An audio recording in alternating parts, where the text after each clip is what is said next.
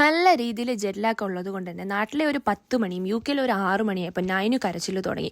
നൈനുവിനെയും കൊണ്ട് ഞാൻ നേരെ പുറത്തു പോയി. അവൾക്ക് എന്തെങ്കിലും ഫുഡ് മേടിച്ചു കൊടുക്കാനായിരുന്നു ഞങ്ങളുടെ പ്ലാൻ. പക്ഷേ ഇംഗ്ലീഷ് ബ്രേക്ക്ഫാസ്റ്റിൽ നിന്ന് തന്നെ തുടങ്ങാമെന്ന് വിചാരിച്ച ഞാൻ അവൾ ഒരൊറ്റ വക പോലും കഴിക്കുന്നുണ്ടായിരുന്നില്ല. അവൾക്ക് ഫ്രഞ്ച് ഫ്രൈസ് ഭയങ്കര ഇഷ്ടമായതുകൊണ്ട് ഞാൻ ഫ്രഞ്ച് ഫ്രൈസ് വാങ്ങിച്ചു. നൈനു ആരാണ്, നൈനു മോളാണോ, നൈനുവിൻ്റെ അച്ഛനും അമ്മയും എവിടെയെന്നുള്ള ചോദ്യങ്ങളായിട്ട് ഇനി ആരും വരരുത് പ്ലീസ്.